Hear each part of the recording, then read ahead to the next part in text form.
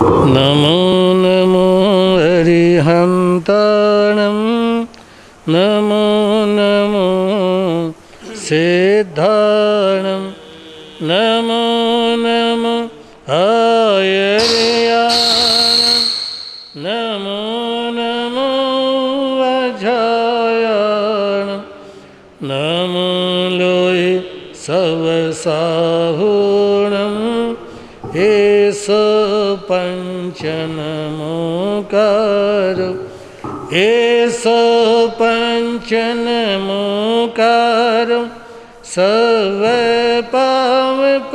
सर्वपापप्रणाशनं मङ्गलानं च सर्वधर्मं हवै मङ्गलं मङ्गलानं च सर्वसिंहधर्मं हवै मङ्गलम्।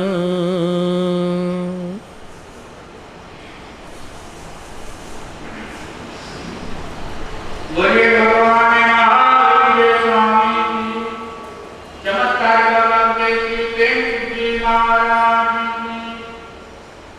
गुरुदेव मेरे प्यारे कभी मेरी गलियाना गलियों में मेरा घर है तेरा जरा लगाना गुरुदेव मेरे प्यारे कभी मेरी गलियाना गलियों में मेरा घर है तेरा जरा लगाना गुरुदेव मेरे प्यारे तुमको निहारती है बेचैनी निगाहें गुरुदेव आपके बिना मिलती नहीं आए तुमको निहारती है बेचैनी निगाहें गुरुदेव आपके बिना मिलती नहीं आए मेरे सिर पे हाथ रख दे मेरे सिर पे हाथ रख दे मुझे राह तुम दिखाना गलियों में मेरा घर है तेरा जरा लगाना गुरुदेव मेरे प्यारे कभी मेरी गलियाना गलियों में मेरा तेरा जरा लगाना गुरुदेव मेरे प्यारे गुरुमूर्ति ज्ञान मूलम पूजा गुरु चरण की गुरु कृपा से मोक्ष मिलता हो पारना वचन की गुरुमूर्ति ज्ञान मूलम पूजा गुरु चरण की गुरु कृपा से मोक्ष मिलता हो पारना वचन की पहले हो ध्यान गुरु का पहले हो ध्यान गुरु का फिर रूप प्रभु का पाना गलियों में मेरा घर है तेरा जरा लगाना गुरुदेव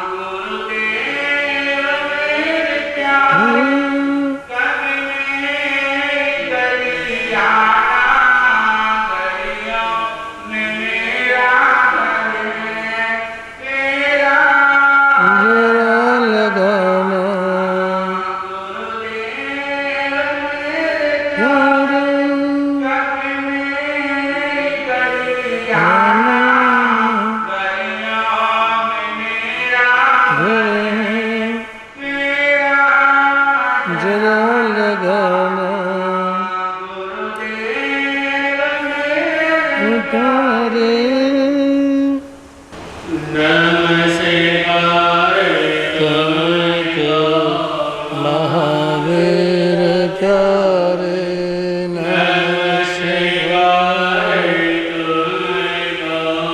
महावीर प्यारे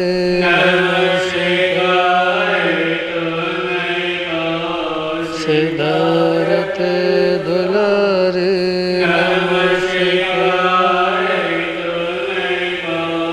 सिद्धार्थ दुलारे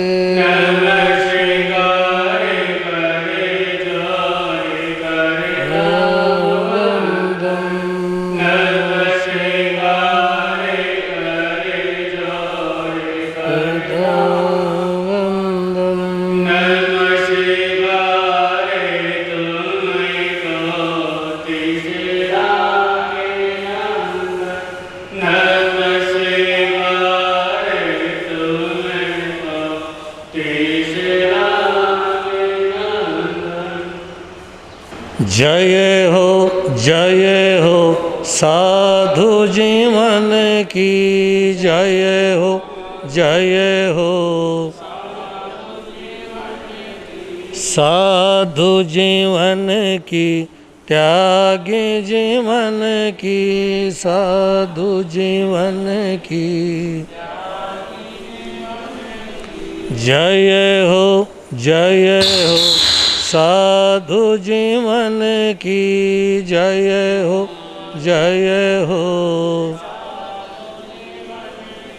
साधु जीवन की त्यागी जीवन की साधु जीवन की त्यागी जीवन सुर समूह को जो अति प्रिय है कल्प वृक्ष सम सुख के धाम इंद्र पूज्य उन महावीर को करता हूँ शत बार प्रणाम गुरुओं के गुरु भागमल का धरता हूँ मैं मन में ध्यान जिनकी पावन कृपा से मिलता भवतम नाम शकयातम ज्ञान निर्मल कीर्ति पावन चारित्र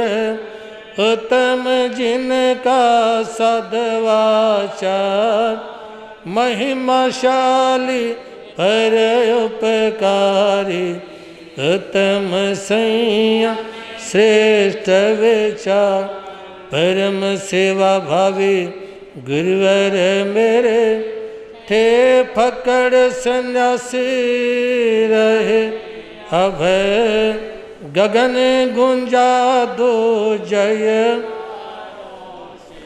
गुरु प्रेम सुख की बोलो जय। परम पूज्य अनंत उपकारी नवजन प्रदाता चमत्कारी बाबा मेरी आस्था के अनंतनाथ आराध्य गुरुदेव श्री प्रेम सुख जी महाराज साहब के पावन पवित्र चरण कमलों में कोटिशय वंदना अभिवंदना। मोक्षाम विलासी पुण्यवान आत्माओं, आज की धर्म सभा में मोक्ष यहीं पर अभी अभी इस संबंध में विचाराभिव्यक्ति से पूरे कुछ पंक्तियां हैं, सुने और मिलकर बोलने का भाव रखें। परम सेवा भावी परम पूज्य गुरुदेव चमत्कारी बाबा श्री प्रेम सुख जी बोल चिंतामणि पारसनाथ भग जीवन के किसी भी पल में वैराग्य उपज सकता है। संसार में रहकर प्राणी संसार को तज सकता है। जीवन के किसी भी पल में वैराग्य उपज सकता है। संसार में रहकर प्राणी संसार को तज सकता। कहीं दर्पण देख विरक्ति कहीं मृतक देख वैरागी, बिन कारण दीक्षा लेता, कोई पूर्व जन्म का त्यागी। कहीं दर्पण देख विरक्ति, कहीं मृतक देख वैरागी, बिन कारण दीक्षा लेता, कोई पूर्व जन्म का त्यागी। निर्ग्रंथ है साधु जीवन, सद्गुणों से सज सकता है, संसार में रह कर प्राणी, संसार को तज सकता। जीवन के किसी भी पल में वैराग्य उपज सकता है, संसार में रह कर प्राणी, संसार को तज सकता। आत्मा तो अजर अमर है, हम आयु गिने इस तन की, वैसा ही बनता जीवन, जैसी धारा चिंतन की। आत्मा तो अजर अमर है, हम आयु गिने इस तन की, वैसा ही बनता जीवन, जैसी धारा चिंतन की। वही सबको समझ सकता है, जो स्वयं को समझ सकता है, संसार में रह कर प्राणी, संसार को तज सकता। जीवन के किसी भी पल में वैराग्य उपज सकता है, संसार में रह कर प्राणी, संसार को तज सकता। शास्त्रों में सुने थे जैसे, वैसे ही पाए गुरुवर, तेजस्वी परम तपस्वी, उपकारी समकल्प तरुवर। शास्त्रों में सुने थे जैसे, वैसे ही पाए गुरुवर, तेजस्वी परम तपस्वी, उपकारी समकल्प तरुवर। श्री जिन वाणी को सुनकर हर प्रश्न सुलझ सकता है, संसार में रह कर प्राणी, संसार को तज सकता। जीवन के किसी भी पल में वैराग्य उपज सकता है, संसार में रह कर प्राणी, संसार को तज सकता। जीवन के किसी भी पल में वैराग्य उपज सकता है, संसार में रह कर प्राणी, संसार को तज सकता है। मोक्षाभिलाषी पुण्यवान आत्माओं, जिस व्यक्ति के अंतर दिल में वैराग्य पैदा हो जाता है, वो संसार में रहता है लेकिन संसार से दूर। याद रखना, ऐसा नहीं कि कोई महाराज जी बन गया तो वो संसार से दूर हो गया, कोई जंगलों में चला गया तो संसार से दूर हो गया, क्योंकि संसार बसता है इंसान के मन में। कहाँ बसता है? संसार बसता है इंसान के मन में।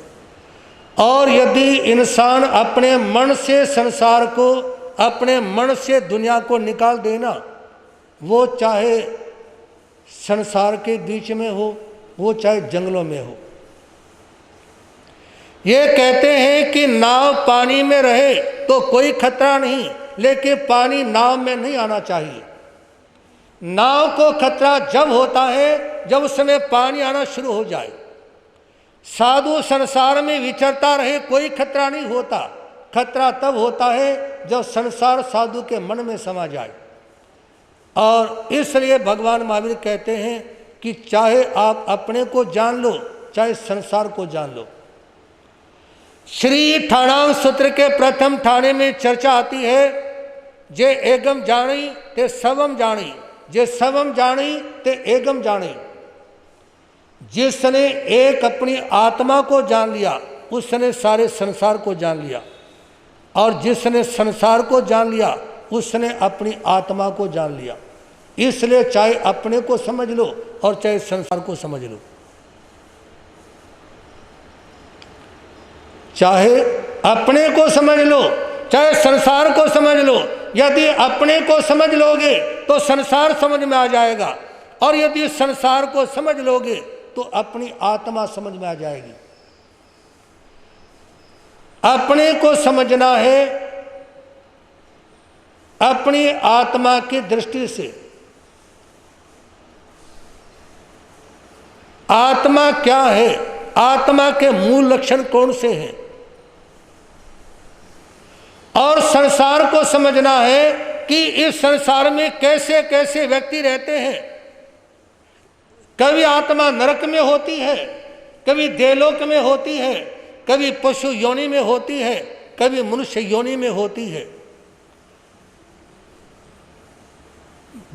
और यदि इस मानव क्षेत्र को ही आप लोग देखेंगे, एक बार आप लोग अपनी नज़र का कैमरा चारों तरफ घुमाकर देखो। जब आप सभा में बैठे हुए हो, अपने दाएं देखो, बाएं देखो, आगे देखो, पीछे देखो। देखो एक बार, ये प्रवचन ही है, ध्यान से देखो। कैसी कैसी अजीब मूर्तियां बैठी हुई हैं।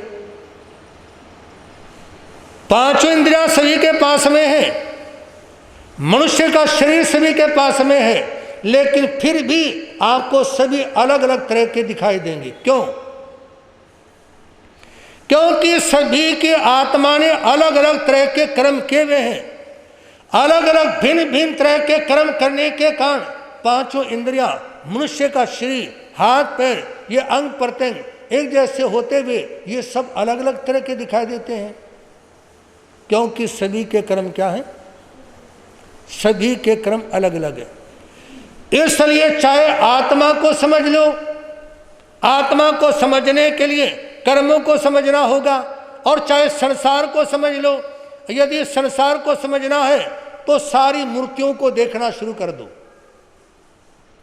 संसार में कैसी भिन्न भिन्न प्रकार की मूर्तियां हैं, उनको देखना शुरू कर दो। उससे संसार समझ में आएगा। संसार को यदि समझना है, गुड़िया हेलो,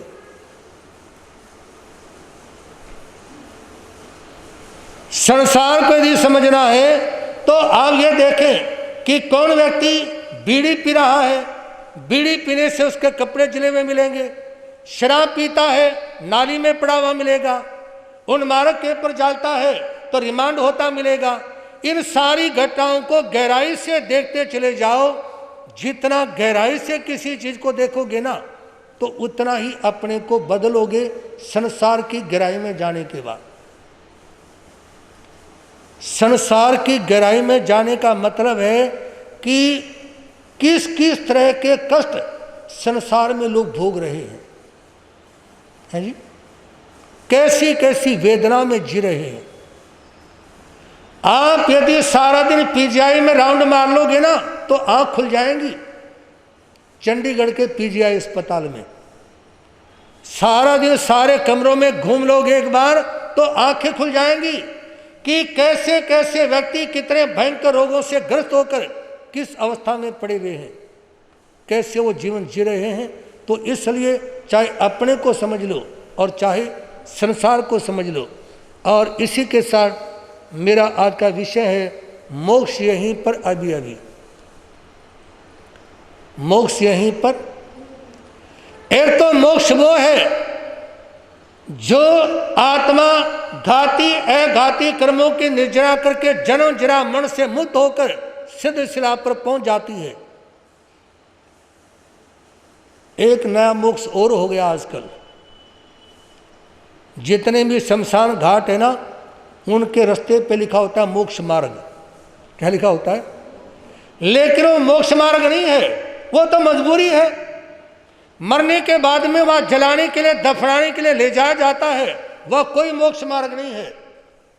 ये तो संसार में कोई भी व्यक्ति मरता है ना, मरने वाले के बाद में कहा जाता है, सूचना देते समय रिश्तेदारों को कि अमुक व्यक्ति का स्वर्गवास हो गया, क्योंकि ये कहने में अच्छा नहीं लगता कि वो नरक में चला गया। लेकिन मरने वाले सारे ही स्वर्गवास में जाएंगे, सभी का देहलोक होगा, तो नरक खाली हो जाएगा। लेकिन जैन शास्त्र और भगवान महावीर बोलते हैं कि व्यवहार में ऐसा बोलना है जो सुनने में बुरा ना लगे, इसलिए कह दिया जाता है कि अमुक व्यक्ति का स्वर्गवास हो गया। हर मरने वाला स्वर्ग में नहीं जाता, मरने वाला हर जीव देवलोक में नहीं जाता, प्रत्येक जीव नारकी नहीं बनता, प्रत्येक जीव मनुष्य नहीं बनता, कर्मों के आधार पर ही गति होती है। तो निवेदन करना चाहूँगा कि एक मोक्ष तो वो है जहाँ जन्म जरा मन की परंपरा का अंत होता है, 8 कर्मों का अंत होने के बाद आत्मा जाती है। एक उसको बोल देते हैं जहाँ किसी को जलाने के लिए जाते हैं, लेकिन मैं आप लोगों के सामने बोल रहा हूँ कि मोक्ष यहीं पर अभी अभी। इसका मतलब क्या है? एकांत सुखम समुवे मुखम। भगवान महावीर उत्तरादेश सूत्र के 32वें अध्याय में बोलते हैं कि जिंदगी में कोई कोई पल ऐसा होता है जब प्रवचन में बैठे बैठे व्यक्ति मोक्ष में पहुंच जाता है। वो पल कौन सा? कोई बात आपके दिल को छू गई, आपके मन को छू गई, और आपने समझ तरह से क्या, कई बार होता है ऐसे, मतलब बहुत कम, हर व्यक्ति की ज़िंदगी में, शायद सारी ज़िंदगी में 10-20 बार ही, चाहे प्रवचन हजारों सुने हो, लेकिन साल में, 2 साल में, 5 साल में कभी एक आधी बार ऐसा होगा कि प्रवचन में किसी संत ने, किसी साध्वी ने कोई बात बोली और आपको झटका लगा और इस तरह से हुआ। वो पल मोक्ष का है। कौन सा है? क्योंकि वो पल, वो जो बात आपके मन से, आपके दिमाग से रिएक्शन कर गई ना, तो उस समय आपके मन में ऐसे भाव आए कि यहाँ कुछ नहीं संसार में, यहाँ कोई नहीं अपना, या कोई रिश्तेदार नहीं, कोई सगा संबंधी नहीं, कोई भी इस संसार में रिश्तेदार नहीं है, और वैसे सारे रिश्तेदार हैं। आप कहोगे कि महाराज जी हमारा तो दिमाग खराब हो गया, एक बार तो कह दिया कि कोई अपना नहीं, दूसरी बार कह दिया सारे रिश्तेदार हैं, या कोई अपना नहीं। क्यों? क्योंकि जब मौत की घड़ी आएगी कोई भी आपको बचाने वाला नहीं होगा, इसलिए कोई अपना नहीं। और वैसे हर जीव के साथ, हर जीव का हर रिश्ता रह चुका है। भगवती सूत्र में लिखा है, न सा जाई न सा जोनी, कोई जाति, कोई योनि ऐसी नहीं है जहां हमारी आत्मा ने एक बार तो क्या, अनंत अनंत बार जन्म नहीं किया है। हर जीव के साथ में हमारे अनंत रिश्ते हो चुके हैं, अनंत बार। तो इसलिए कोई यहां पर अपना नहीं और कोई यहां पर पराया नहीं। बैठेंगे, अन्यथा महाराज जी बना लेंगे तेरे को, दीक्षा लेनी पड़ेगी यदि घूमोगे तो, या बैठो अपनी कुर्सी के ऊपर। बोले भगवान महावीर। ये हमारी सबसे छोटी चेली है, लगभग दूसरे तीसरे दिन अपने मम्मी पापा दादा दादी को लेकर आती रहती है, प्रश्न भी बड़े पूछती है, लेकिन इस समय प्रवचन का मामला है तो आराम से बैठेंगे, आराम से बिठाएंगे। बोले भगवान महावीर। सजनों, निवेदन आप लोगों के सामने, आज उस मोक्ष का अपन एहसास करेंगे। यदि जीते जी अपन चाहते हैं मोक्ष में जाना या उसका आनंद लेना, या इसी जन्म में यह महसूस करना चाहते हो कि मोक्ष में जाने के बाद में क्या होगा, उसके लिए हमारे को क्या करना चाहिए, 3 बातें आपके सामने निवेदन करना चाहूँगा। सबसे पहले, मद पर विजय पाओ। मद कहते हैं अहंकार को।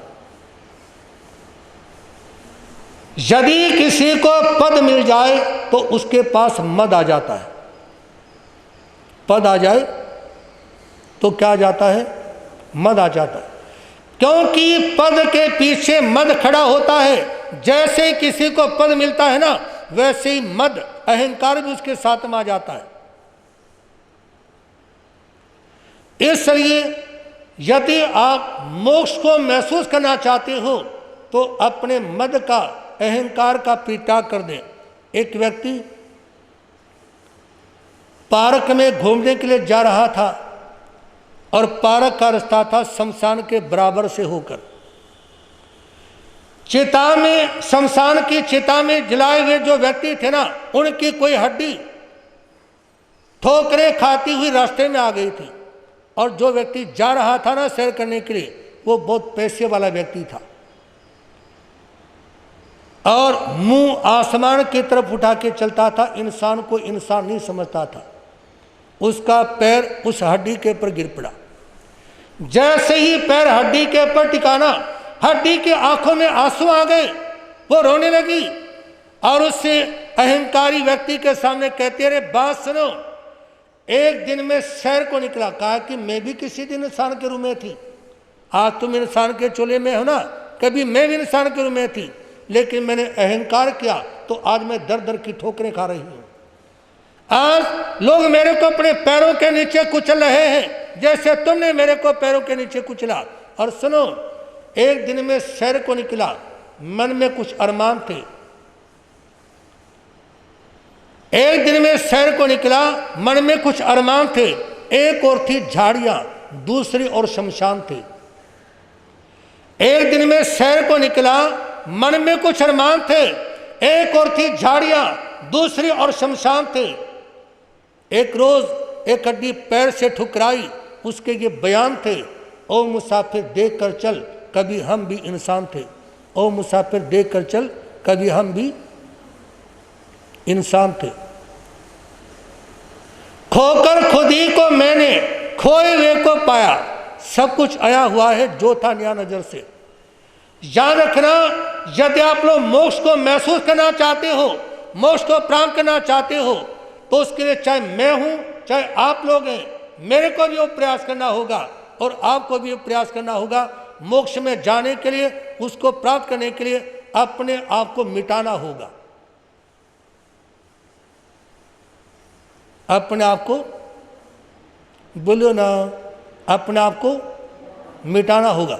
हर व्यक्ति दूसरे को मिटाने की कोशिश करता है, दूसरे को कुचलने की कोशिश करता है। अपने मिटाने को, अपने आप को मिटाने की कोशिश करो।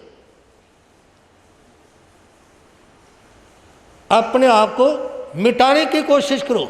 एक दाना, एक बीज जब अपनी हस्ती को मिटा देता है तो वृक्ष का रूप ले लेता है। मिटा दे अपनी हस्ती को, गुले गुलजार होता है। अपनी हस्ती को मिटाने वाला व्यक्ति ही परमात्मा बन सकता है। जब तक ये मन में रहेगा ना, मैं हूं, मैं बड़ा हूं। एक महाराज जी थे, पूज्य श्री ज्ञानमणि जी महाराज साहब। उन्होंने अपने एक किताब लिखी, उस किताब में अपने बारे में लिखा। वो दिल्ली में ही विचरते रहे, दिल्ली में उनका शिव पूरा हुआ। कहते कि एक बार में उदास बैठा हुआ था, कोई श्रावक आया। कहते महाराज, आज तो ऐसा लग रहा है कि सारी दुनिया उजड़ गई। आपका मन इस समय अपने अंदर में नहीं है। कहता कि तुमने ठीक पहचाना।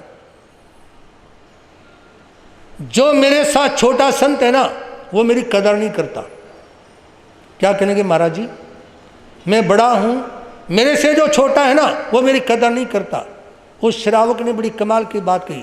कहा कि जो आपके दिमाग में बड़ा रखा हुआ है ना, ये जो बड़ा दिमाग में रखा हुआ है, उसको निकाल दो, आपको शांति मिलेगी। महाराज जी ने लिखा कि वो तो बोलकर चले गए और मैं सोचता रह गया। और जैसे ही मैंने अपने दिमाग से बड़ा निकाला, मेरे अंदर शांति आ गई। मेरे अंदर शांति आ गई। इसीलिए व्यक्ति परेशान रहता है, वो अपने को बड़ा मान के चलता है। और बड़ा मान के चलने के कारण वो दूसरों को कुछ नहीं समझता। मैं आपके सामने ऐसे साधक का नाम लेना चाहूँगा जिनके सामने, जिनके साधना के सामने, जिनके जीवन के सामने अपन एक जमीन पे पड़ी हुई धूल के बराबर भी नहीं। आदिनाथ भगवान ऋषभदेव और उनके सुपुत्र भगवान बाहुबली।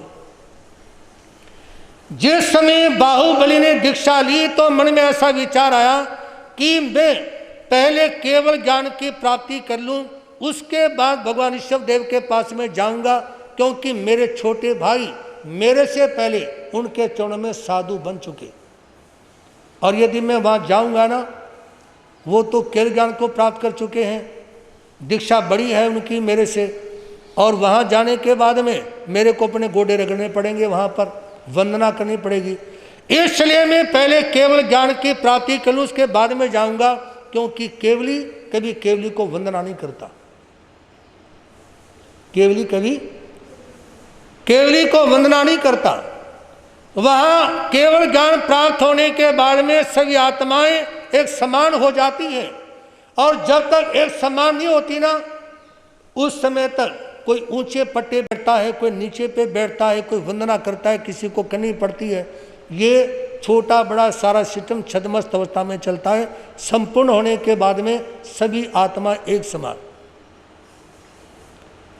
उस समय बाहुबली ने सोचा कि मैं पहले केवल ज्ञान की प्राप्ति कर लूँ, बाद में वहाँ जाऊँगा, और ऐसा विचार करते हुए उन्होंने खड़े होकर के साधना करनी शुरू कर दी।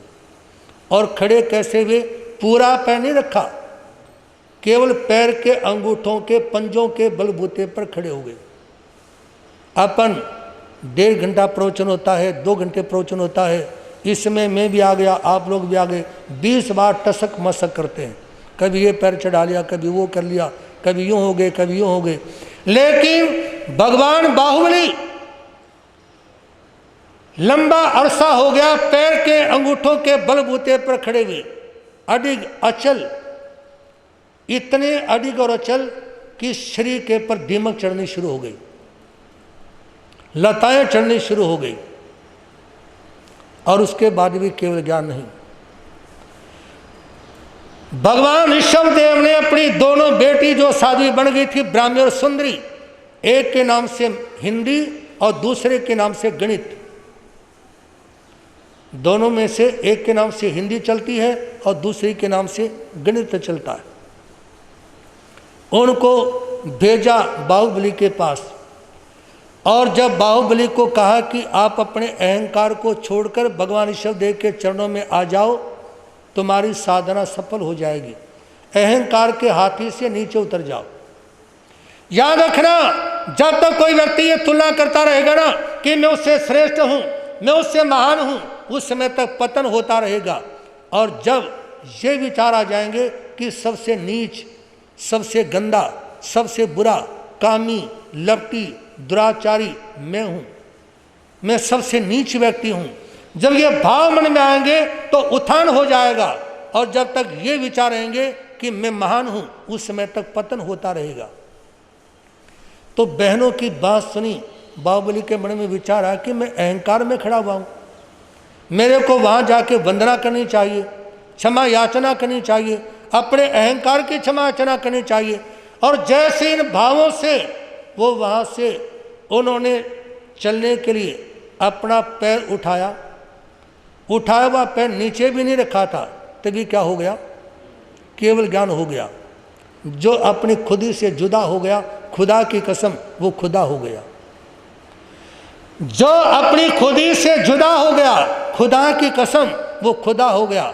जिन्होंने अपने अहंकार को तोड़ने की कोशिश की, अपने को मिटाने की कोशिश की, अपने को छोटा समझने की कोशिश की, तो वो व्यक्ति आगे बढ़ जाते हैं, वो तिर जाते हैं। और जो अपने को मिटाने की कोशिश करते हैं वो बढ़ते हैं, और जो दूसरों को मिटाने की कोशिश करते हैं उनका पतन हो जाता है। इसलिए मोक्ष यहीं पर अभी अभी, इसके लिए अपने को मिटा दो, अपने को चाहे आप घर में रहते हो, चाहे दुकान पर रहते हो, चाहे मार्केट में रहते हो, चाहे स्थानक में रहते हो, चाहे संत हैं, चाहे गृहस्थ हैं, अपने को मिटाना ही जरूरी है मोक्ष के लिए। मैं आए बिना नहीं रहती, मैं आए बिना नहीं रहती। जरा सी बात में मैं आ जाती है, 2 पैसे आ जाए तो मैं आ जाती है, शरीर में जरा सी ताकत आ जाए तो मैं आ जाती है। यदि किसी भी दृष्टि से जरा सा व्यक्ति आगे बढ़ता है तो उसके अंदर अहंकार आता है, और अहंकार आने के बाद में वो ये समझता है कि मेरे बराबर संसार में कोई भी नहीं, इसलिए मैं को मारो। किसको? किसको मारो? या दूसरों को?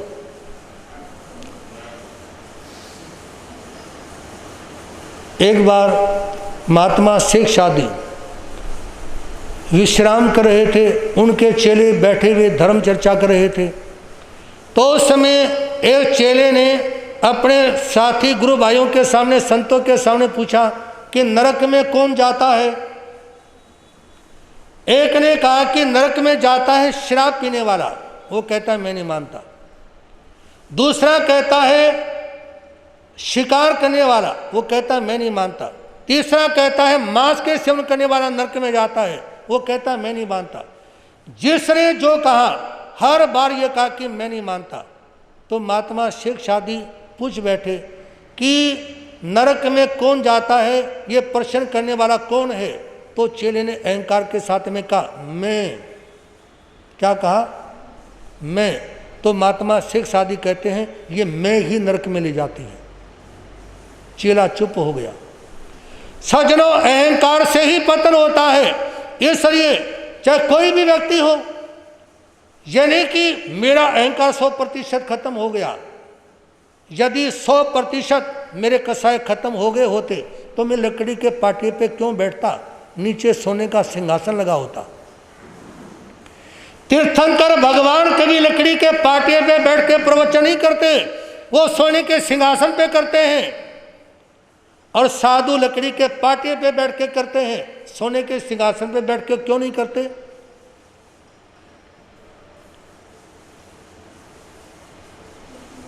ना तो लोग ला के देंगे सोने का सिंहासन, और यदि ला के दे दिया तो क्या पता महाराज जी के मन में आ जाए कि सिंहासन को लेके ही खिसक जा, हो रखा मोक्ष देखी जाएगी, मोक्ष होना हो। लेकिन निवेदन यह है कि वीतराग, जिनका राग, जिनका द्वेष, आसक्ति, जो सारी चीजों को मिट्टी के समान समझते हैं, सारी चीजों को मिट्टी के समान समझते हैं, उनके लिए सोने का सिंहासन लगा दो, उनमें हीरे जड़ दो, उसको तरफ वो नजर भी उठा करके नहीं देखेंगे। और एक महाराज जी को आप सुंदर सी चौकी ला के दे दो, क्या पता वो कह दे कि भाई चौकी अच्छी है, हम साथ में ले जाएं, है जी? तो इसलिए निवेदन है आप लोगों के सामने, मोक्ष ही पर अभी अभी अपने मद को खत्म करो, क्योंकि मद के साथ अन्य चीजें भी आ जाती हैं। दूसरी बात, मदन पर विजय पाओ। मदन कहते हैं काम को, काम कहते हैं वासना को। याद रखना, कोई महाराज जी कपड़े धो के पहन ले या धांस के पहन ले, कपड़े मैले पहन ले या साफ पहन ले, ये कोई लंबी चौड़ी बात नहीं है, ये तो स्कूल की ड्रेसों की तरह है। निचोड़ की बात भगवान महावीर बोलते हैं, अन्य संसार के महापुरुष बोलते हैं कि 2 ही बाधा है आत्मा के परमात्मा बनने में, 2 अड़चन है बस, पैसा और वासना। कौन सी चीज? कामना और वासना। ये 2 चीजें जब तक किसी इंसान के दिल में वासना रहेगी और तृष्णा रहेगी, उस समय तक चाहे कोई जैन धर्म में दीक्षा ले ले, अन्य पंथ में दीक्षित हो जाए, या जंगलों में खड़ा होकर के साधना करता रहे, एक टांग पे खड़ा होकर करता रहे, सूर्य की तेज किरणों के बीच में खड़ा रहे, कुछ नहीं होगा उस समय तक। ये भगवान महावीर कहते हैं जब तक अंतर में कामना है कि मेरे को ये भी मिल जाए, मेरे को वो भी मिल जाए, और जब तक दिल में वासना है, याद रखना यदि दिल में वासना है ना तो उसको गधी भी प्रिय नजर आती है, गधी भी प्रिय नजर आती है, और भीतर से वासना खत्म हो जाए तो उसको प्रिय भी एक गधी की तरह नजर आती है। इसलिए भगवान कहते हैं वासना को खत्म करो और कामना को खत्म करो। वासना और कामना ये खत्म होंगी तो जीवन का कल्याण होगा। को अंधे, अंधा कौन है? यो विषाणु रागी। जिस समय किसी भी व्यक्ति के मन के पर, दिमाग के पर वासना का भूत सवार होता है वो अंधा हो जाता है। कहते हैं उल्लू को दिन में दिखाई नहीं देता,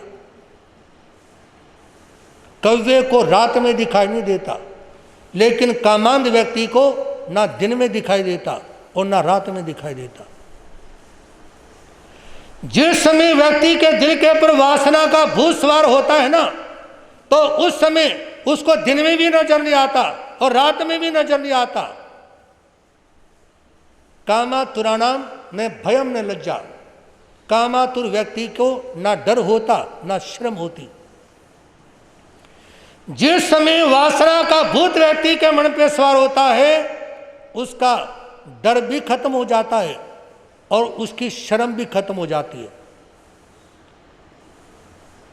वो वासना से जुड़ी ही बातें करने में शर्माएगा नहीं, चाहे सामने संत बैठे हों, चाहे माता पिता हों या कोई भी व्यक्ति हो, क्योंकि अंधा हो गया और अंधा होने के बाद में उसको नजर नहीं आता कि तू कहाँ किसके सामने खड़ा है। इसलिए भगवान महावीर 10वें का सूत्र में बोलते हैं कामातुराणाम न भयम न लज्जा। जब व्यक्ति कामी हो जाता है, वासना का गुलाम हो जाता है तो वो अंधा हो जाता है, उसका भय और शर्म खत्म हो जाती है। और पुण्य भगवान महावीर कहते हैं आगम में लज्जा दया संयम ब्रह्मचर्य कल्याण वागस विसो ही ठाणम। कल्याण के 4 स्थान हैं, लज्जा, दया, संयम और ब्रह्मचर्य। इन चारों में सबसे पहले है लज्जा। यदि आंखों में शर्म है तो उसके दिल में दया भी मिलेगी, आंखों में शर्म है तो उसके अंदर संयम भी मिलेगा, आंखों में शर्म है तो ब्रह्मचर्य भी मिलेगा। और आंखों की शर्म खत्म होगी ना वहाँ पर दया मिलेगी, ना वहाँ पर संयम मिलेगा, ना वहाँ पर ब्रह्मचर्य मिलेगा, ना वहाँ पर कोई छोटा होगा, ना वहाँ पर कोई बड़े की शर्म होगी, क्योंकि आंखों की शर्म खत्म हो जाने के बाद में कोई नहीं बचा। समझ तो आ रही बात है जी? ऐसा ना कि मैं बोलता चला जाऊं और बाद में आप कहें जी कुछ भी समझ में नहीं आई। समझ आ रही बात है जी? हमारे गुरु महाराज देहरादून में विराजमान थे। मैं शाम को गोचरी लेने के लिए गया तो एक जैन बहन थी सुशीला जैन, उसकी शादी अग्रवाल परिवार में हो रखी थी देवेंद्र गर्ग के साथ, और उनके घर में सरदार जी किराए पे रहते थे। तो घर पे जाना हुआ तो बहन कहने की बच्चों को महाराज जी के पैर छू लो। अब उनमें 2-4 बच्चे ऐसे बैठे, पता नहीं लग रहा था लड़का है लड़की है। तो सरदार जी का परिवार बैठा हुआ था। मैंने सोचा भाई पंजाब का भाई बैठा, पंजाबी बोल के देख लूँ। मेरे को आती नहीं थी खास, कोशिश करी बोलने की, लेकिन बाद में पता चला कि उस बहन को बिल्कुल भी नहीं आती थी। मैंने जैसे बहन ने कहा ना बच्चों को महाराज जी के पैर छू लो, मैंने जैसे बच्चे आगे बढ़े मैंने कहा कुड़ी तो नहीं आ गई? कहने महाराज जी कूड़ी नहीं कूड़ा है। क्या कहने लगी? कूड़ी नहीं कूड़ा है। मैं कही तो आपने बिल्कुल ही कूड़ा बना दिया इसका। यदि समझ में आ जाती तो कूड़ी का मुंडा बन जाना सीधा, और समझ में नहीं आए तो मुंडे का क्यों ना है जी, कूड़ा बना दिया। तो यदि मेरी बात समझ आ रही है तो मोक्ष यहीं पर अभी अभी आप उसको घटित करके देखोगे। और यदि समझ नहीं आई बाद में को महाराज जी कुछ भी पल्ले नहीं पड़ा। इसलिए कुल मिला के सारी बातें समझ की, समझा समझा एक है, अणसमझा सब एक, समझा सोई जानिए जाके हृदय विवेक। यदि सारी बातें सुनने के बाद आपके भीतर में विवेक की ज्योति प्रज्वलित होती है तो आप समझ गए और यदि सारी बातें सुनने के बाद भी उसी तरीके से चलते रहे, वही रंग रहा, वही ढंग रहा, वही चाल रही, तो क्या होगा उससे? एक रोज आप लोगों के सामने कहा था कि हम विहार करते हुए जा रहे थे, बराबर से गाड़ी निकली, उसके पीछे पुलिस की गाड़ी लगी हुई थी, और जो गाड़ी आगे दौड़ रही थी ना, उसके पीछे लिखा हुआ था, मैं तो न्यूए चालूंगी। क्या लिखा हुआ था? है जी, मैं तो न्यूए चालूंगी, यानी मैंने तो उसी ढंग से चलना है। यदि उसी तरीके से चलना है तो फिर प्रवचन में किस लिए आए, किस लिए सुना और किस लिए सुनाया? किस लिए सुना और किस लिए सुनाया? ये आप लोगों को सुनाने का मतलब ये नहीं कि मेरे को सुधरने की जरूरत नहीं है। जो सुनाया जा रहा है उसको मैं अपने जीवन में भी घटित करने का प्रयास करूं, और जो सुन रहे हैं आप लोग भी अपने जीवन में घटित करने का प्रयास करें। प्रवचन का मतलब क्या है?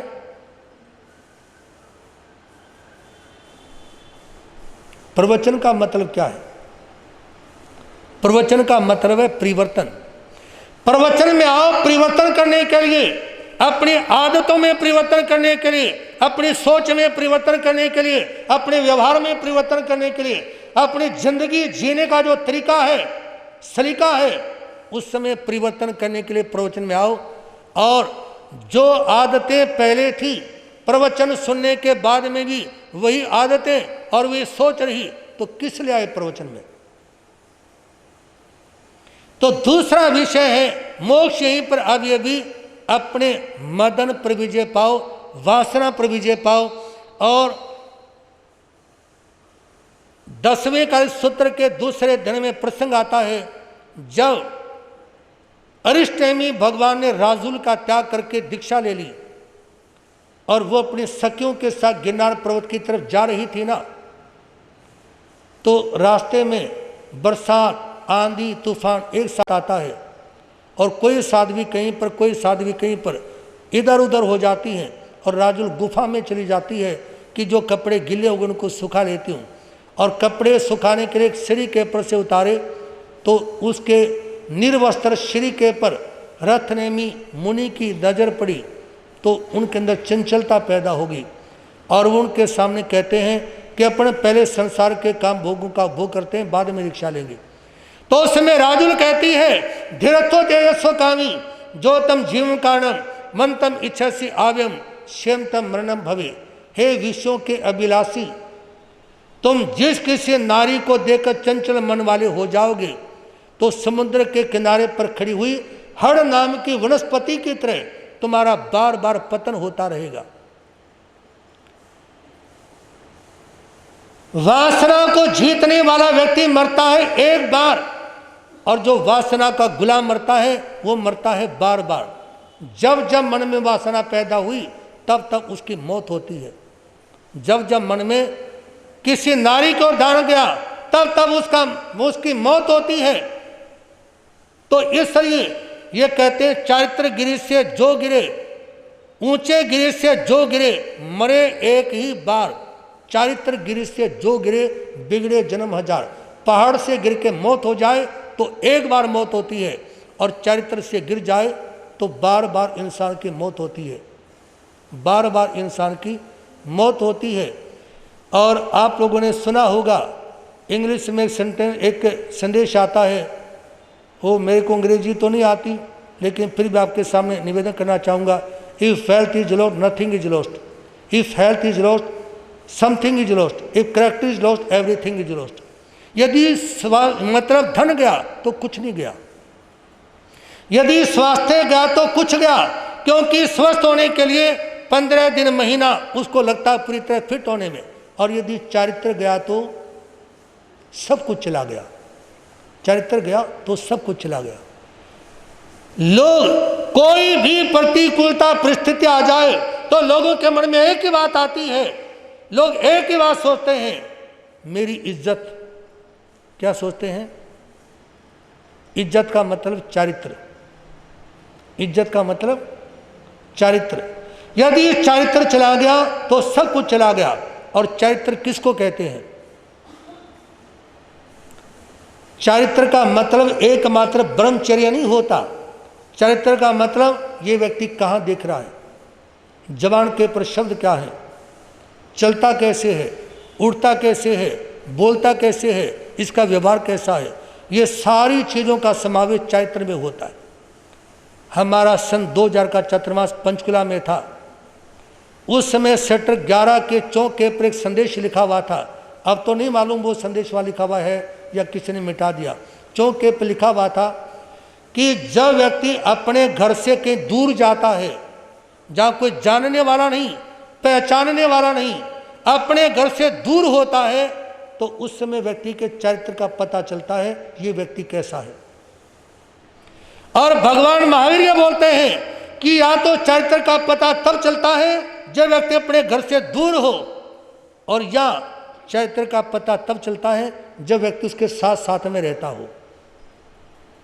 आप जिस परिवार में रहते हो, अपने परिवार के हर मेंबर के बारे में जानते हो कि कौन कैसा है। जानते नहीं जानते, बोलो तो सही। अपने घर में रहने वाले हर व्यक्ति की आदतों का आपको पता है। किसी साधु का चेला टेढ़ा चल रहा हो, वो लोगों के सामने बताए ना बताए पता होता है। किसी का बेटा बेटी बहू सास ससुर कैसे चल रहे हैं, माता पिता का बच्चों को और बच्चों का माता पिता को सब पता होता है। कल एक परिवार बैठा हुआ था, दिल्ली से आए हुए थे, तो उन्होंने बारी बारी से पहले बेटे की बात की, हस्बैंड की बात की, उस बहन ने अपने बारे में बात की। तो मैंने कहा कि आपको सावधान होने की ज़रूरत है। उनका बेटा जो 15 वर्ष का था, वो कहेगा कि महाराज जी मैंने भी मम्मी को कई बार बोला है, आप सावधान हो जाओ। क्या बोलता है कि मैंने भी मम्मी को कई बार बोला। तो मन में एक प्रश्न पैदा हुआ कि बच्चे, लोग ये समझते हैं कि बच्चा भी छोटा है, इसको कुछ नहीं पता, लेकिन छोटे छोटे बच्चे भी आजकल सब कुछ जानते हैं आजकल, क्योंकि माता पिता लोगों के मोबाइल पर रहते हैं, कंप्यूटर पे रहते हैं। रहते हो ना? बोलो हाँ हूँ, कुछ तो कर लो। आप सारा दिन मोबाइल पे रहते हो, सारा दिन कंप्यूटर पे रहते हो, और ऐसे में घर में जो औलाद पैदा होगी ना, वो बच्चा नहीं पैदा होता, वो कंप्यूटर पैदा होता है,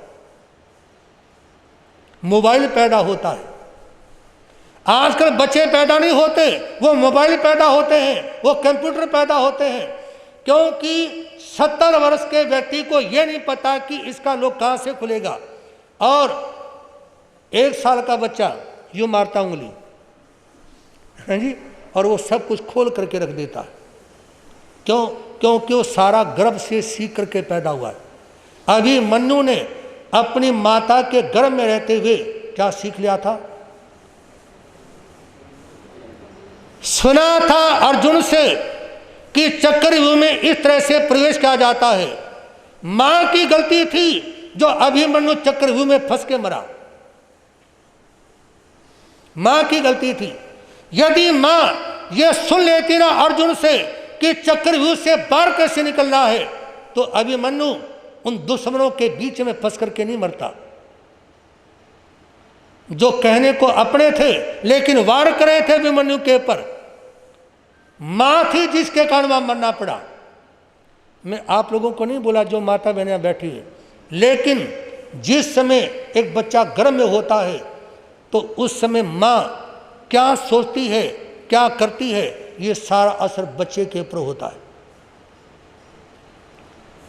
इसलिए निवेदन करना चाहूंगा कि मोक्ष में जाने का दूसरा बोल मतलब मदन पर विजय पाओ, अपनी वासना के पर विजय पाओ।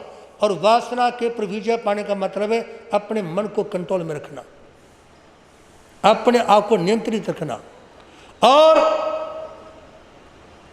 एक गहरी बात संक्षेप में, लेकिन आप उसको स्पष्ट तौर पे समझने का प्रयास करेंगे।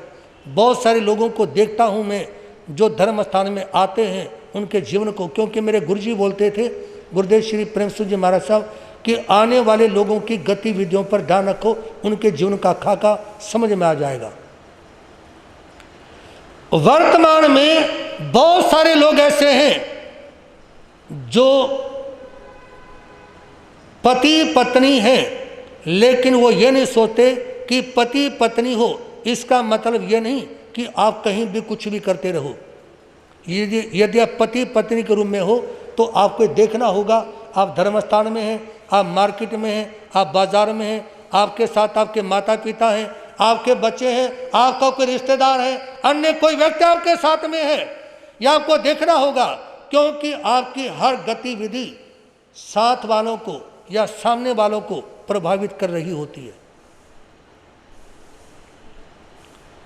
ये महसूस किया गया कि पति पत्नी तो ध्यान नहीं रखते, वो सोचते हैं कि हम पति पत्नी हैं, लेकिन आपके बेटे हैं, आपकी बेटी है,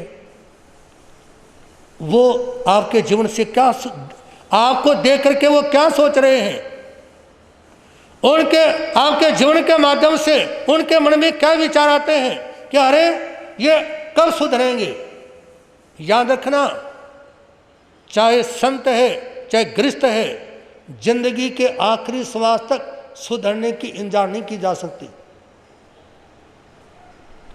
जिंदगी के आखिरी पलों तक सुधरने की इंतजार नहीं की जा सकती। हर व्यक्ति के लिए कुछ छूट होती है।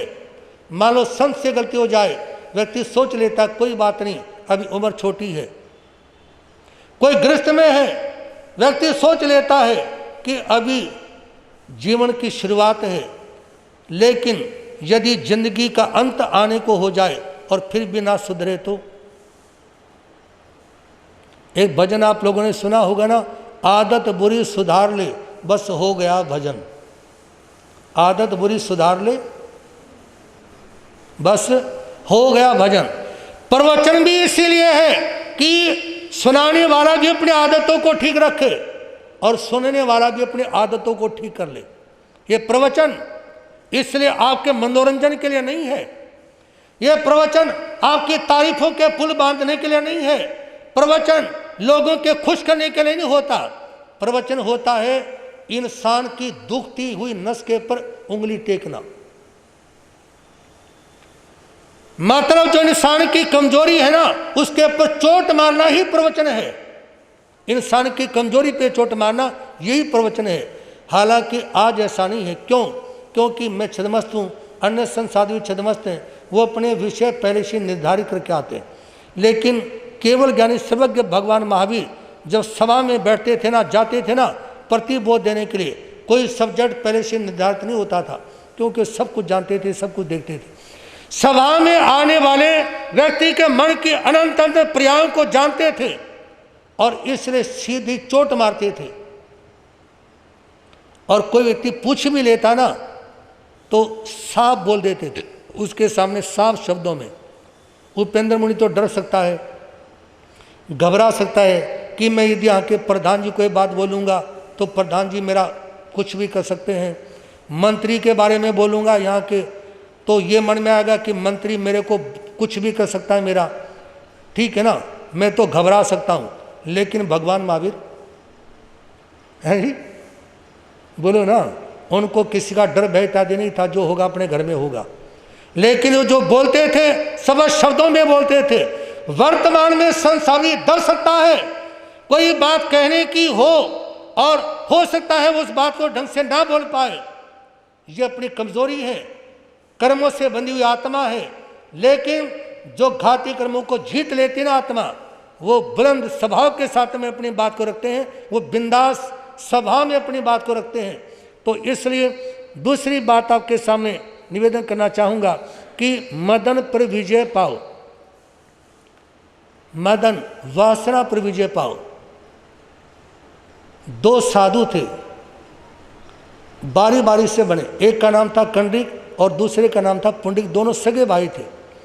उनके पिताजी ने दीक्षा ली तो कंडिक ने भी दीक्षा ले ली। बड़े भाई ने कहा बात सुन, मेरी जगह राजा तुम बन जाओ, लेकिन दीक्षा मत लो, पिताजी ले रहे हैं। इन्होंने तो मतलब संसार को त्यागने की एक भीषण प्रतिज्ञा कर रखी है, लेकिन आप अभी दीक्षा मत लो, छोटी उम्र है। लेकिन कंडिक नहीं माना कि पिताजी के साथ मैं भी साधु बनूंगा। दीक्षा ले ली। कुछ समय के बाद में मन कमज़ोर हो गया, वापस आए। राजमहलों के बीच में जो बगीचा था उस समय वट वृक्ष के नीचे आके बैठ गए। राजमहलों की जो दासी थी उसने पुंडरीक के सामने कहा कि तुम्हारे भाई जो साधु बने थे वो तो वहाँ बैठे पेड़ के नीचे। पुंडरीक वहाँ पर गए, पुंडरीक राजा, और तिकुतो आयनम प्यायनम क्रेमी वंदामी, बहुत श्रद्धा भक्ति के साथ में वंदना की और कहा कि धन्य है आपको जो आपने गृहस्थ के काम भोगों को छोड़ करके दीक्षा ली, हम तो काम के कीड़े हैं, आपके चरणों की धूल की बराबरी नहीं कर सकते। वो शर्मा गए और शर्मा के अभी बाणी का त्याग नहीं किया था, वो पुनः अपने गुरु के पास पहुंच गए। लेकिन थोड़े दिन के बाद फिर मन ढीला हो गया, फिर वहीं बैठे मिले तो पुंडरीक राजा ने कहा कंडरीक के सामने, क्या आपका भोगों से प्रयोजन है? ये ज्ञाता धर्म कथांक सूत्र का 19वां अध्ययन है, क्या आपका भोगों से प्रयोजन है? तो उस समय कंडरीक मुनि ने कोई जवाब नहीं दिया, और कुछ भी नहीं बोलने का मतलब, मौन रहने का मतलब है स्वीकार। तो उस समय का वातावरण यदि आप महसूस करोगे ना तो आपके रोंगटे खड़े हो जाएंगे। देखते देखते क्या बना, जो राजा था उस समय अपने राजा के कपड़े उतार दिए। महसूस करो, एक राजा आपके सामने कपड़े उतार रहा राजा के, और जो साधु था उस समय अपने साधु का बना उतार दिया। दोनों सगे भाई। साधु ने वेश उतारने के बाद में राजा का पहन लिया, और राजा ने वेश उतारने के बाद में दोनों भाइयों ने कपड़े बदल लिए। जो साधु था वो राजा, और जो राजा था वो साधु। पुंडरीक ने साधु बनने के बाद में सोचा कि जब तक मैं इसके गुरु के पास नहीं जाऊंगा अन्न जल स्वीकार नहीं करूंगा, और विहार कर दिया कपड़े बदलते ही। मन से साधु बन गए, चल दिए, और जैसे ही गुरु के चरणों में पहुंचे, तीसरे दिन गुरुदेव के चरणों में पहुंचे, वंदन किया और जीवन समाप्त हो गया। 3 दिन के संयम से उनकी आत्मा देवलोक में जाती है और 33 सागरोपम का उनका आयुष्क्रम बनता है। और जो साधु था जिसने अब राजा का वेश पहना, उसने सोचा मैं भाई की जगह राजा बन गया तो जो मेरे भाई की रानियां थी ना वो सारी मेरी रानी हो गई, और काम भोगों में संलिप्त हो गया। दिन रात वो काम भोगों में ही डूबा रहा। तीसरे दिन उसकी भी मौत हो गई, और वो जाता है नरक में। उसकी आयु भी 33 सागरोपम की बनी। 3 दिन के संयम ने देवलोक में पहुंचा दिया, और 3 दिन के भोगों ने रसातल में पहुंचा दिया। तो इसलिए निवेदन है, यदि योग के माध्यम से भोग के पर विजय प्राप्त की गई तो उस समय मोक्ष के दर्शन होंगे। और तीसरी बात संक्षेप में, क्योंकि समय भी होने वाला है, पर आशाओं से निवृत्त हो जाओ।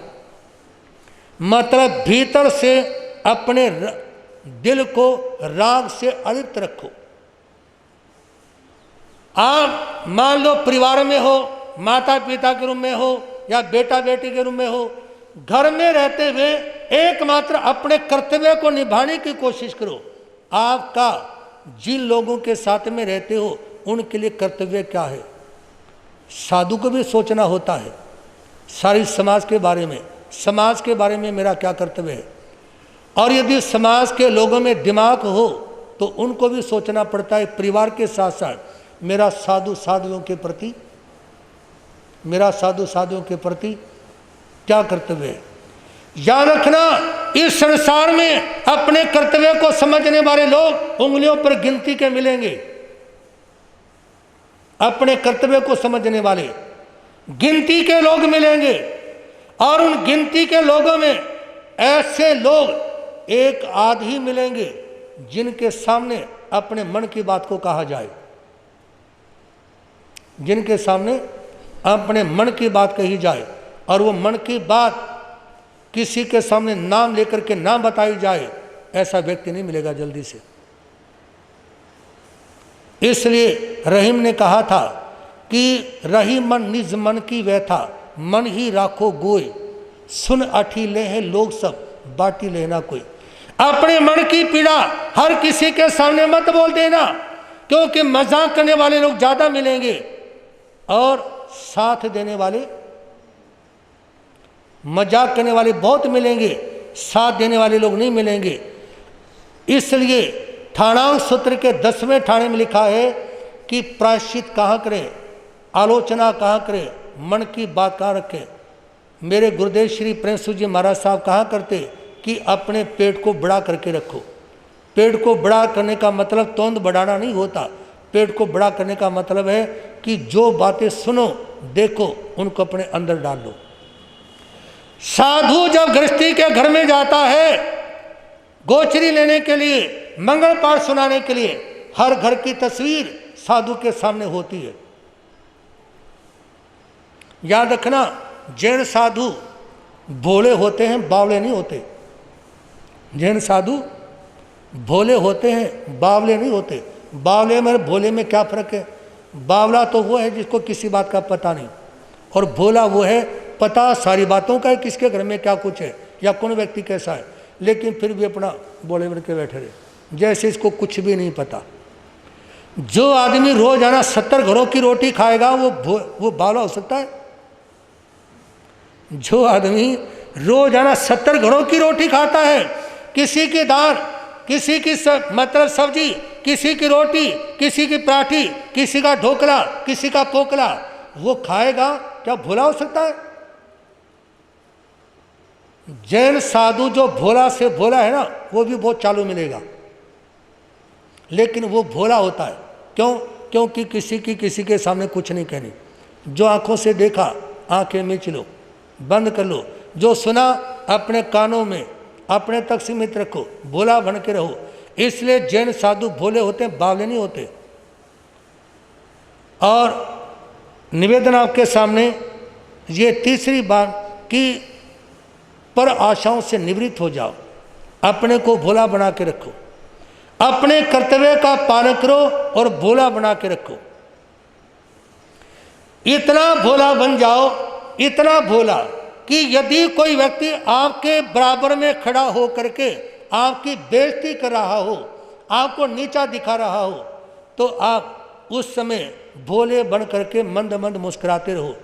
क्योंकि सामने वाला बेइज्जती करने वाला तो ये सोचेगा कि मैं इसकी खड़ी बेइज्जती कर रहा हूँ, और वो भोला क्या सोचता है कि इस पागल के मत्थे भी क्या पड़ना। बेइज्जती करने वाला तो ये सोचता है मैंने इसको पागल बना दिया, और जो भोला वो क्या सोचता है, बोलो ना, वो भोला क्या सोचता है कि इस पागल के मत्थे क्या पड़ना। अरे ठीक है, इसने बोल दिया, सुनो बात को ख़त्म करो, क्योंकि किसी पागल के मत्थे पड़ने से कुछ मिलने वाला नहीं है। इसलिए पर आशाओं से निवृत्त हो जाओ। समय हो चुका है, इतना सही कहना चाहूँगा, कोई हमदम ना रहा, कोई सहारा ना रहा, कोई हमदम ना रहा, कोई सहारा ना रहा, हम किसी के नहीं, कोई हमारा ना रहा, हम किसी के नहीं, कोई हमारा ना रहा। शाम तन्हाई की है, आएगी मंजिल कैसे, शाम तन्हाई की है, आएगी मंजिल कैसे, जो मुझे राह दिखा दे वो सहारा ना रहा, जो मुझे राह दिखा दे वो सहारा ना रहा। राह दिखाते हैं माता पिता, राह दिखाते हैं स्वामी, और राह दिखाते हैं गुरु।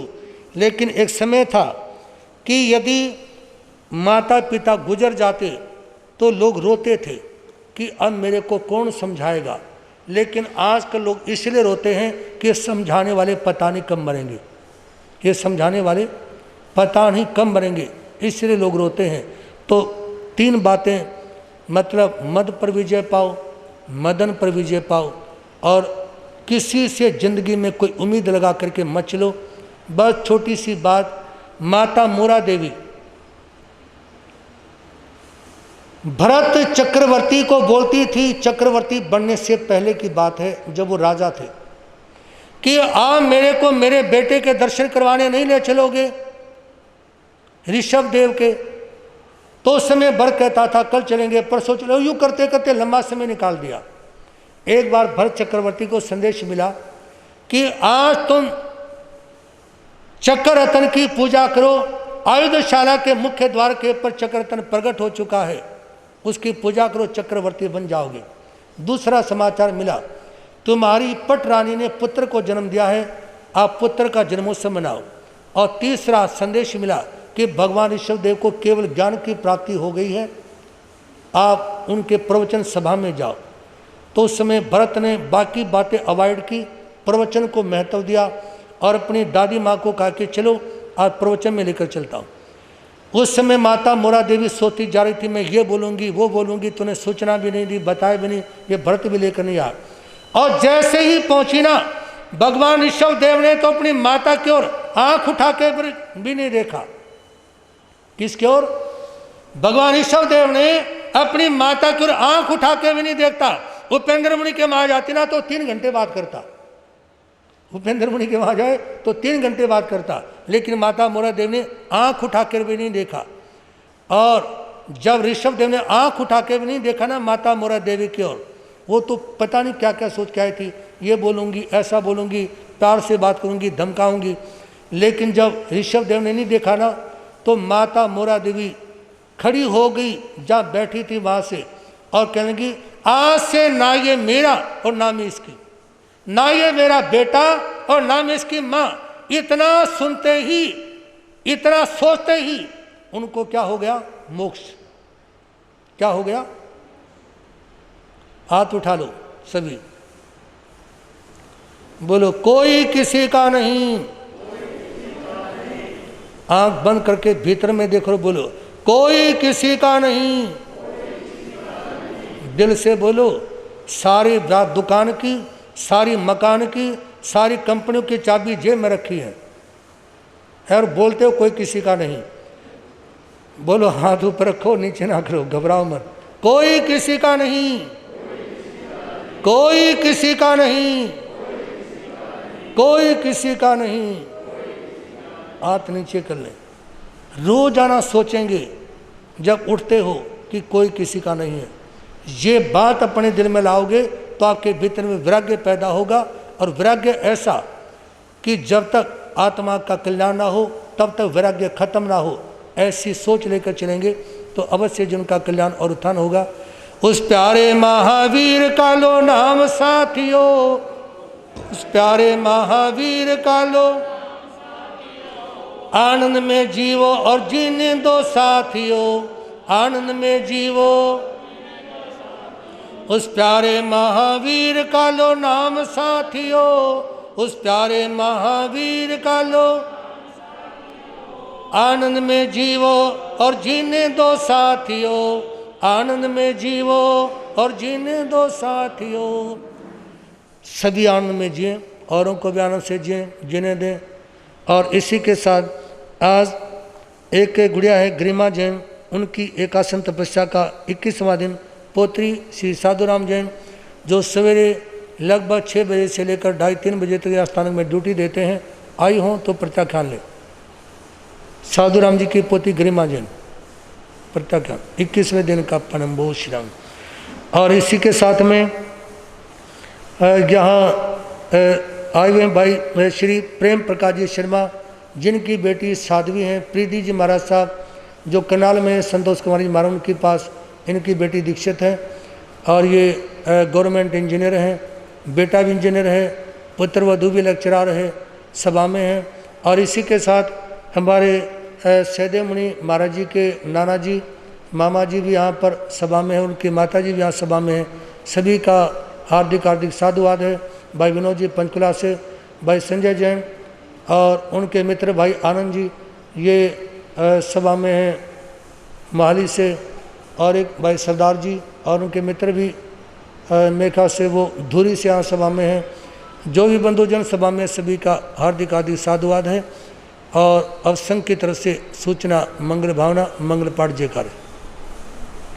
और मेरे गुरु महाराज के अन्य भक्त भाई शिव कुमार जी जैन, उनका परिवार भी भाई अमित जैन, नवीन जैन और गौतम जैन और उनकी माता जी भी यहाँ पर सभा में हैं। और ये परिवार जहाँ जब भी 100 करोड़ मंत्रों का जाप होता है, इनके पिताजी बस लेकर आते थे जाप के कार्यक्रम में, ये भी हर साल जाप में बस लेकर के आते रहे हैं। और पूरा परिवार लगभग हर महीना जहाँ भी हम हो वहाँ पर पहुँचते हैं। हार्दिक हार्दिक साधुवाद, धन्यवाद। सभी मिलकर बोलेंगे। और भाई गुलाब जी भी यहाँ सभा में हैं, बहुत सेवा करते हैं। हार्दिक हार्दिक साधुवाद है और निवेदन है कि बढ़ चढ़ करके लाभ लें। आने वाला जो रविवार है मेरा प्रवचन का विषय रहेगा, आने वाले रविवार को भय मुक्त कैसे बने, भय मुक्त कैसे बने, भीतर का डर कैसे खत्म हो, ये आने वाले रविवार को आपके सामने निवेदन करने का प्रयास रहेगा। और सूचना मंगल भावना सुधीर जी आपके सामने रखेंगे। और ये जो प्रवचन का विषय है ये हमारे संघ के प्रधान श्री बीडी बांसल उनकी मंगल भावना और भाई नीरज जैन जो समाज के प्रचार मंत्री भी हैं, इनके प्रयासों से ये प्रवचन रविवार को समाज तक जाता है। हार्दिक साधुवाद है। सूचना सभी मिलकर बोलेंगे, अपनी जीवा पवित्र करेंगे। बोलिए भगवान महावीर स्वामी की। परम श्रद्धेय पूज्य गुरुदेव चमत्कारी बाबा श्री प्रेम सुखजी महाराज की। पंडित रतन शास्त्री पूज्य गुरुदेव श्री उपेंद्र मुनि जी महाराज की। परम श्रद्धेय पूज्य गुरुदेव चमत्कारी बाबा श्री प्रेम सुखजी महाराज साहब के सुशिष्य पंडित रतन शास्त्री श्री उपेंद्र मुनि महाराज साहब थाने 4 में पावन चरणों में कोटि शबंदन करते हुए सुख साता पूछते हैं और सबके स्वास्थ्य की मंगल कामना करते हैं। धर्म सभा में उपस्थित सभी भाई बहनों को मेरा सादर जय देकर बाहर से आने वाले सभी भाई बहनों का हार्दिक अभिनंदन। उनसे निवेदन कि चाय नाश्ता भोजन अवश्य लेकर जाए, जिसकी व्यवस्था नीचे भोजनशाला में की गई है।